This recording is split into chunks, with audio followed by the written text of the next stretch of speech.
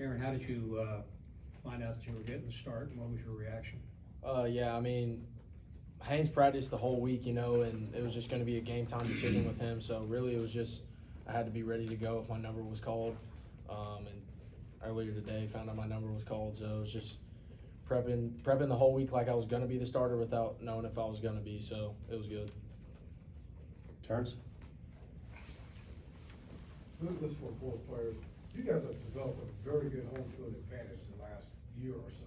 What has caused that, and then how will that help you guys against Clemson, you think, this coming week? Yeah, I mean, just all the students coming out has been a big thing. Like, they really showed up today. They were loud, and there was a bunch of them, and as well as fans, loud, and there was a bunch of them. So it was awesome just to see Bobby Dodd getting packed like that, and we need that again next week. Najee? Question for Jamal. A lot of big holes were created by the offensive line. Just what went through your mind on that 53-yard touchdown score you had when that hole opened up so wide? We definitely talked about it on the sideline, but just really seeing Malachi when he got his first counter move, I noticed that there was no backers there, and the line did a great job of washing down and then kicking and inserting. So I already knew, like, if we called counter again, it would be one of those same type runs. And Malachi said, "You're next," and literally that exact same play came up, and I just knew what it was. So hit it in the hole open, and it looked great. Derek? Aaron, I mean, you jump in there, you're making your start today, and it starts about as poorly as you could. You have the 2 turnovers there, but then you rebound. I mean, Coach Key talked about the way you reacted and what he said to you when you came off the sideline. What was going through your head, and then what kind of motivates you? Like, what gets you going to have the kind of day that you had today? Yeah, I mean, it was a bad start.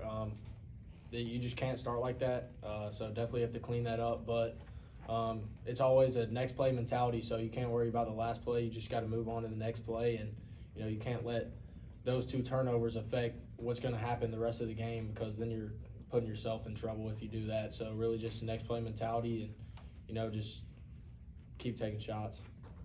Right here. I've got a question for each one. Aaron, first off, congratulations on the win in your first start. You appeared in 5 games last year. You were able to learn a lot from Haynes. How beneficial do you think those factors were into the performance today, and also for Jamal? As a senior, Clemson is next week. Do these kind of games, these rivalry games, mean a little more than they would, given that you're a senior, or is it about the same? Yeah, I mean, Haynes has been a tremendous role model for me. Just, picking his brain about certain things of the game and just learning from him each and every day with how much knowledge that he has of the game, and then as well as the toughness and the grit that he shows when he plays. He's just been a great role model and a friend as well. So, yeah, it's just been awesome learning from him.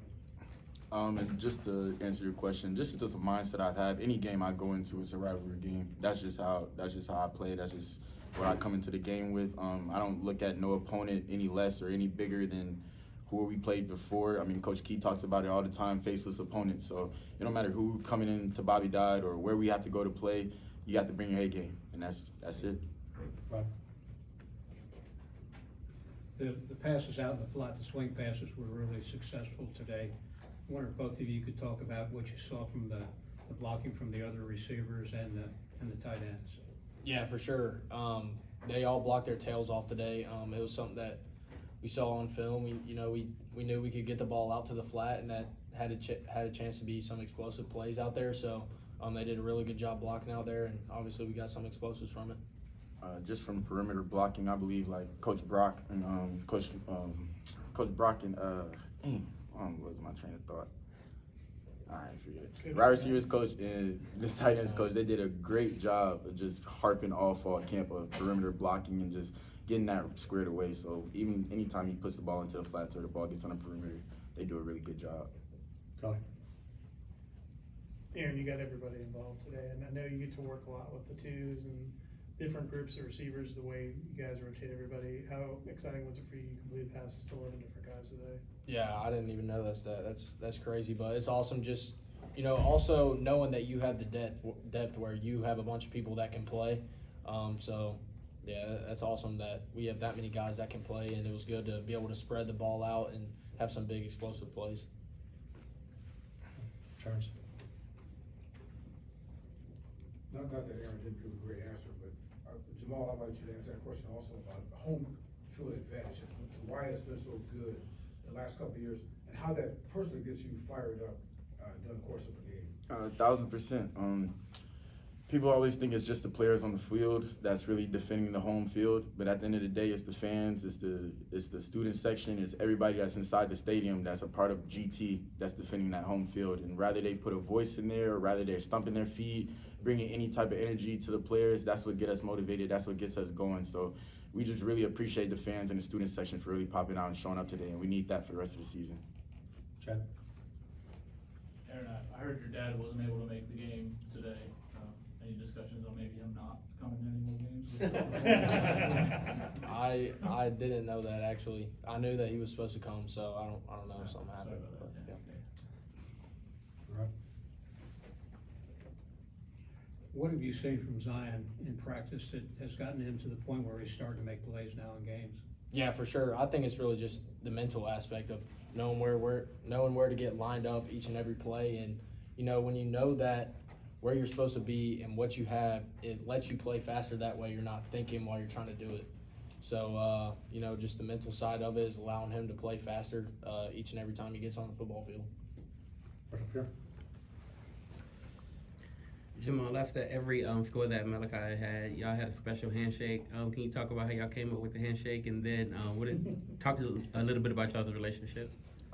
We actually came up with the handshake yesterday during our little Fast Friday practice. It was just something we just thought. We was running a lot of two-back as far as what we was doing for this game plan. So we just knew that at some point we both was gonna be inside the end zone on the field at some point. So we definitely came up with that yesterday.